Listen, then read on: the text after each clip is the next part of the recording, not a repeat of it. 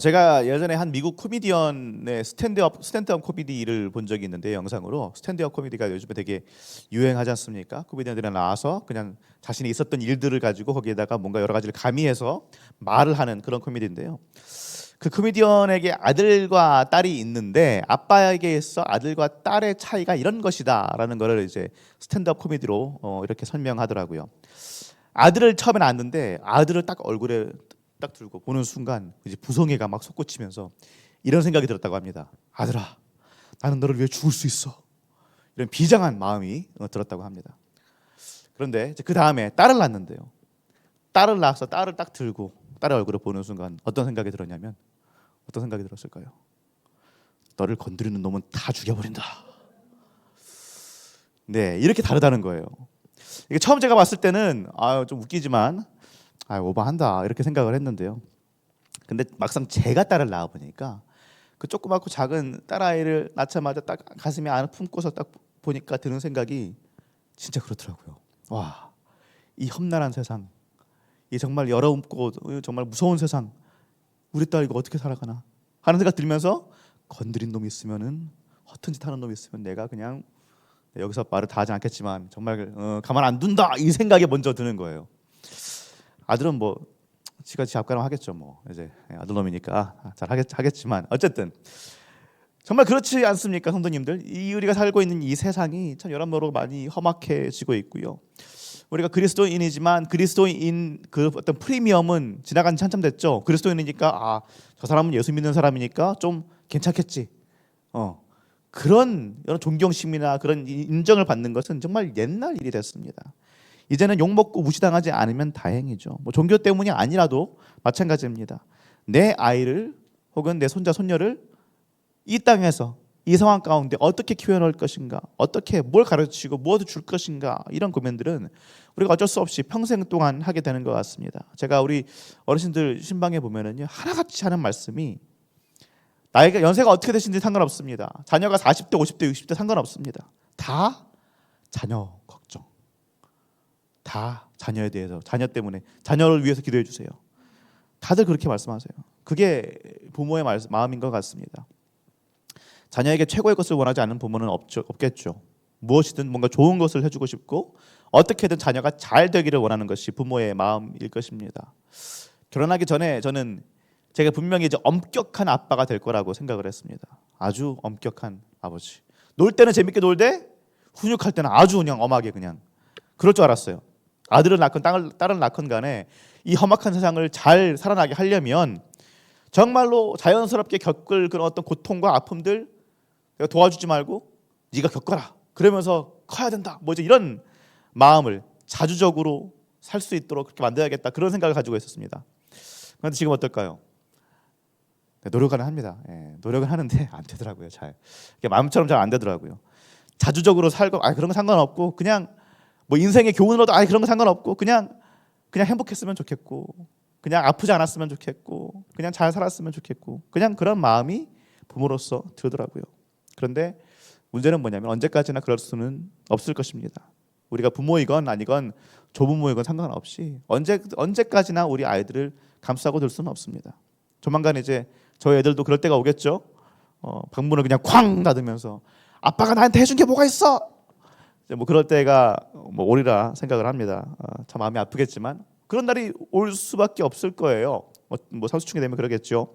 그리고 그 후에도 언젠가는 저는 먼저 세상을 떠날 것이고 우리 아이들은 이 땅에서 잘 어떻게 살아야 될 것인데 어떻게 우리가 무엇을 이 아이들이 성공적으로 할 수 있도록 뭘 가르치고 뭔가를 남겨줄 것인가, 뭘 해줄 수 있을 것인가, 그런 고민들이 들기 마련입니다. 우리가 오늘 말씀에 나오는 이삭을 살펴보면요, 아브라함의 아들이죠. 이삭. 아브라함이라는 이름이 일단 먹고 들어갑니다. 굉장한 사람이었어요. 그렇죠? 족장이었습니다. 고향과 친척과 아버지의 집을 떠나서 생판 모르는 땅, 아무도 모르는 그런 땅, 그런 것을 한마디로 이민을 간 겁니다. 이민을 간 거예요. 가나안 땅으로 가가지고 밑바닥부터 이민자로서 시작해가지고 결국엔 제대로 성공해서 일족을 이뤄냈죠. 정말 입지전적인 인물이 바로 아브라함입니다. 그런데 그 위대한 아브라함의 아들 이삭은 어땠습니까? 성경을 잘 한번 보시면은요, 이삭을 대해서 잘 보시면 뭐 여러 가지 말을 할 수 있겠지만 어찌됐든 대단한 사람은 아니었던 것 같아요. 뭔가 굉장한 사람은 아니었던 것 같습니다. 아버지에 비교했을 때 많이 모자람이 있는 사람 같다라는 생각이 듭니다. 어떤 학자들은 그렇게 말해요. 이삭을 보면은 뭔가 지적 장애가 있거나 아니면 적어도 경계에서 지적 장애 정도의 그런 뭔가 지능이 좀 딸리는 그런 사람이 아닌가. 실제로 그렇게 질문을 던지는 학자들도 있습니다. 뭐 그 정도는 아니었다라고 해도 이삭의 행동들을 잘 보면은요, 아브라함과 사라가 부모로서의 역할을 그렇게 잘했을까 하는 의문이 듭니다. 그렇게 잘 가르치고 훈육하고 그러진 않았을 수도 있겠다라는 생각도 들어요. 너무 싸고 돌질 않았을까? 그럴 만도 하죠. 아브라함은 100세의 아들을 낳았습니다. 100세. 사라는 폐경기였어요. 그런 상황에서 아들을 낳았습니다. 저도 나이 40에 낳은 자식들이 그렇게 이쁜데 아브라함과 사라는 어떻겠습니까? 근데 뭐가 어찌됐든지 간에 이삭은 부모로부터 그렇게 좋은 것들을 물려받지는 못했던 것 같습니다. 적어도 이 험악한 세상을 살기에 뭔가 제대로 된 준비가 잘 돼 있는 것처럼 보이지는 않아요. 뭔가 모자란 모습들이 많이 보입니다. 오늘 말씀이 그중 한 장면인데요. 우리 26장 6절에서 8절 같이 한번 읽어보겠습니다. 이삭이 그랄에 거주하였더니 그곳 사람들이 그의 아내에 대하여 물으매 그가 말하기를 그는 내 누이라 하였으니 리브가는 보기에 아리따움으로 그곳 백성이 리브가로 말미암아 자기를 죽일까 하여 그는 내 아내라 하기를 두려워함이었더라. 이삭이 거기 오래 거주하였더니 이삭이 그의 아내 리브가를 껴안은 것을 블레셋 왕 아비멜렉이 창으로 본지라. 아멘. 자, 이 말씀 보면은요. 이제 오늘 뭐 우리가 읽진 않았지만 지금 보진 않았지만 1절 1절 말씀 아까 보셨죠? 하나님이 분명히 가라고 했습니다. 그랄 땅으로 간 것이 그냥 이삭이 자기 마음대로 간 게 아니고 하나님이 가라고 해서 하나님이 머물라고 해서 거기서 머무는 거예요. 그런데 뭐가 그렇게 두려운지 그럼에도 불구하고 하나님이 보냈는데도 불구하고 자신의 아내 리브가를 누이라고 합니다. 주변 사람들한테 누이라고 그래요. 아내인데도 불구하고. 왜 아내라고 하면은 자신을 죽이고 빼앗을까 봐. 한마디로 자신이 죽을까 봐 두려워서 그렇게 합니다. 근데 이 이야기 어디서 들어보시지 않습니까? 바로 이 전에 사실은 두 번이나 돌아오죠. 그 아버지의 그 아들입니다. 성도님들. 그죠? 그 아버지의 그 아들이. 아버지 아브라함도 똑같았어요. 창세기 20장 1절 2절 말씀 읽어볼까요? 20장 1절 2절 말씀. 아브라함이 거기서 네게브 땅으로 옮겨와 가데스와 술 사이 그랄에 거류하며 그의 아내 사라를 자기 누이라 하였으므로 그랄 왕 아비멜렉이 사람을 보내어 사라를 데려갔다니. 지금 아브라함 어디 있어요? 그랄. 똑같은 곳에 왔습니다. 아버지 따라서 이삭도 똑같은 데 간 거예요. 근데 아버지도 똑같이 했어요. 사라를 자기 아내를 누이라고 알렸습니다. 참 자기 아내 하나 제대로 간수 못하고 지키지 못하는 이 사람이 족장이고 이 사람이 믿음의 조상이랍니다. 하나님이 참 굉장하신 것 같지 않습니까? 그런데 보세요. 20장 2절 보면은 아브라함이 그랄에 있을 때도 그랄 왕 아비멜렉이 등장합니다. 그리고 26장 8절을 봐도 이삭이 그랄에 있을 때도 그랄 왕 블레셋 왕 아비멜렉이 등장합니다. 똑같은 사람이 등장해요. 아브라함 때는 어떻게 된 거예요? 아비멜렉이 사라를 데려가서 이제 취하려고 그러는데 꿈에 하나님 나타나셔가지고 너 이 여자 건드리면 너 죽는다. 너네 가족 다 죽는다. 그렇게 협박을 하셔서 아비멜렉이 아이고 놀라라 해가지고 그냥 보물 다 주고 그렇게 하죠. 그리고 진짜 긴 시간이 지나고 나서 몇십 년이 지나고 아브라함의 아들이라는 이삭이 왔는데 아비멜렉은 경험한 게 있잖아요. 그렇죠? 뭔가 느낌이 이상한 거예요. 같이 있는 여자가 누이라는데 누이가 맞나? 아브라함 때 큰일 날 뻔했던 그 일도 생각이 나고 그래서 혹시나 하고 이제 이삭 집에 몰래 한번 가서 봤더니만은 어떤 거예요? 지금 서로 껴안고 아이고 부부구나. 누이가 아니구나. 그래서 아비멜렉이 이제 이삭을 불러서 얘기하죠. 아유 왜 나를 죽이려고 그러니? 왜 아내를 누이라고 그랬니? 그러지 마라. 이렇게 뭐라 말을 합니다. 이 두 사건을 보면은 참 기가 막히죠. 똑같은 일이 아버지에서도 일어나고 아들에서도 일어납니다. 똑같이 행동해요. 똑같이 참 바보 같고 엄마와 아내 되는 이 두 여자는 바보 같은 남편들 둔 덕분에 그 잘못으로 똑같이 큰일을 당할 뻔합니다. 그런데 이 상황에서 누가 이 둘을 구해주신 거예요? 아브라함과 이삭을 누가 구해줬습니까? 사라와 리브가를 누가 구해줬습니까? 순도 100% 하나님이 구해주셨습니다. 하나님. 이 사람들이 한 일은 아무것도 없어요. 아무것도 안 했어요. 다른 것이 아무것도 없는데 전적으로 외부로부터 하나님으로부터 도움이 임했습니다. 사랑하는 성도님들, 우리가요 그렇게 좋은 부모가 아닐 수 있습니다. 그렇게 좋은 조부모가 아닐 수도 있어요. 우리 자녀가 좀 모자랄 수도 있습니다. 이 세상을 살아가는 데 있어서 완벽하게 준비가 되어 있지 않을 수도 있어요. 여러 가지 면으로 봤을 때 부족하고 뭔가 좀 못마땅하고 왜 저럴까? 그럴 수도 있어요. 내가 부모된 내가 좋은 부모된 내가 좋은 곳으로 가르치지 못했고 아브라함처럼 재산이라도 많으면 괜찮은데 그런 재산도 없어서 물려주지 못했을 수도 있습니다. 해줄 수 있는 게 줄 수 있는 게 아무리 생각해도 없을 수 있어요. 그게 우리들의 현실입니다. 그런데 이런 상황에 있던 바보 같았던 아버지 아브라함 밑에서 그렇게 바보 같았던 이삭이 어떻게 이렇게 잘 될 수 있었냐? 답이 딱 나옵니다. 오늘 말씀 26장 3절에서 5절 말씀 같이 읽습니다.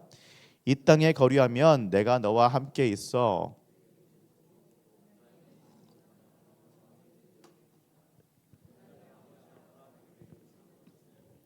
내 자손을 하늘의 별과 같이 번성하게 하며 이 모든 땅을 내 자손에게 주리니 내 자손으로 말미암아 천하 만민이 복을 받으리라. 이는 아브라함이 내 말을 순종하고 내 명령과 내 계명과 내 법도를 지켰음이라 하시니라. 아멘. 아브라함이 뭘 했다고요? 내 말을 순종하고 내 명령과 내 계명과 내 율례와 내 법도를 지켰음이라. 아멘. 다른 걸 한 게 아닙니다. 다른 걸 뭐 공부했거나 열심히 가르치고 그런 게 아니고요. 아브라함이 이삭한테 뭘 열심히 한 게 아니고 본인이 제대로 산 거예요. 본인이 똑바로 산 겁니다. 본인이 하나님 보시기에 부끄럼 없이 열심히 살아낸 거예요. 사랑하는 성도님들, 자녀들에게 또 손주들에게 좋은 것을 가르쳐주고 싶으십니까? 좋은 것들 주고 싶으십니까? 하나님의 계명을 지키십시오. 여호와 하나님을 열과 성으로 섬기십시오. 하나님을 섬긴다는 건 무엇입니까? 계명을 지킨다는 건 뭐예요? 그냥 예배 열심히 나오면 될까요? 매 주일마다 안 빠지고 예배 드리고 수요 예배 드리고 금요 철야 이렇게 드리시고 새벽 기도도 나오시면 될까요? 그게 계명을 지키는 걸까요? 그게 열심히 섬기는 걸까요? 아니요. 하나님께서 우리에게 주신 계명, 특히 이 예수 그리스도 이후에 이 세상을 살고 있는 우리에게 그 계명이라는 건 무엇입니까? 제가 설교 때마다 항상 얘기를 해가지고 다 외우실 것 같은데 아니면 외우셔야 하는 말씀인데 요한복음 13장 34절 말씀이죠. 새 계명을 너희에게 주노니 새로운 계명 신약입니다. 우리에게 있어서 구약의 모든 계명들을 다 통틀어 가지고 하나로 만들어 버리신 예수님께서 우리에게 주신 계명입니다. 새 계명을 너희에게 주노니 어떻게 하라고요? 서로 사랑하라. 내가 너희를 사랑한 것 같이 너희도 서로 사랑하라. 이게 계명이에요.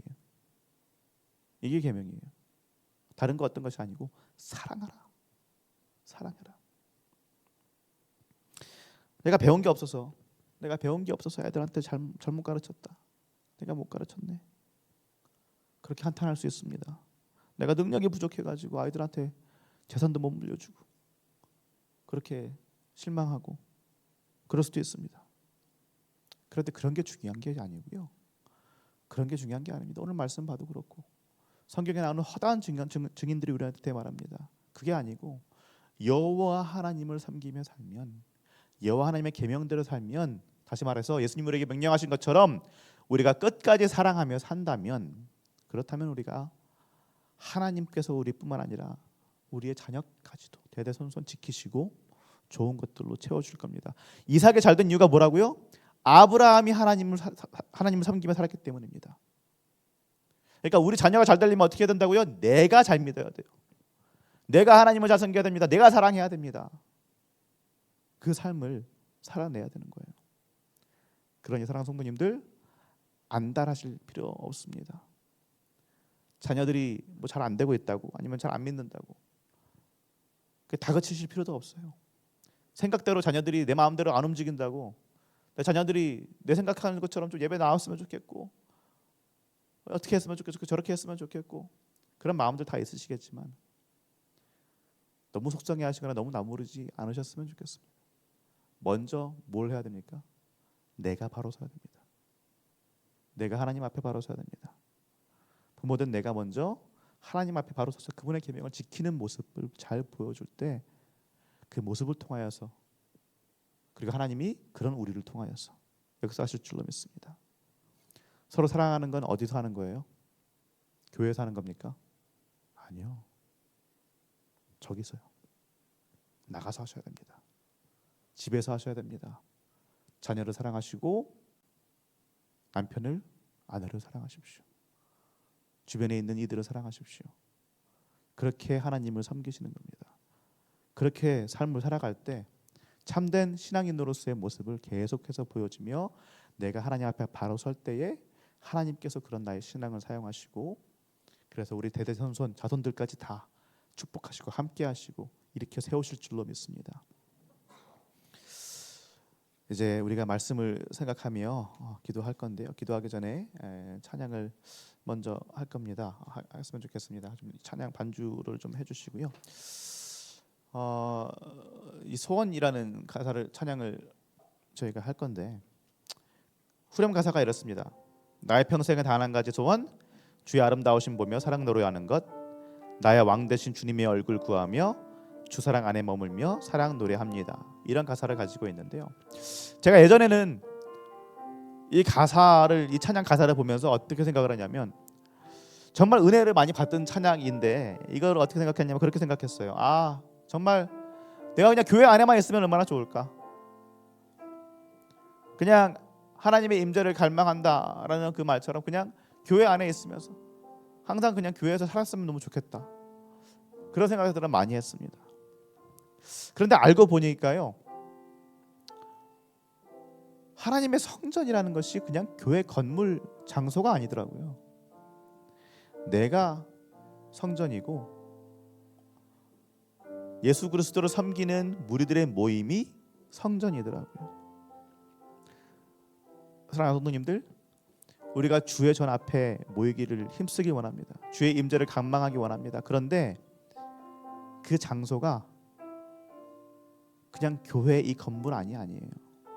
교회 건물 안에서도 하나님의 임재를 맛보아 알아야 되겠지만 우리가 있는 곳 어디든지 간에 예수 그리스도께서 그분의 피값으로 우리를 사셨고 성령 하나님께서 지금 우리 안에 내주하고 계시기 때문에 우리가 그런 성전이기 때문에 우리가 있는 곳 어디에서든지 우리가 하나님만 바라고 하나님만 의지하면서 사랑하면서 그렇게 성전으로서 살아낼 수 있기를 바랍니다. 그리고 그렇게 할 때에 열과 성을 다하여서 그렇게 하나님을 섬길 때 하나님께서 우리에게 복 주시고 우리 자녀까지도 자녀들까지도 가장 좋은 것들로 채우시리라 믿습니다.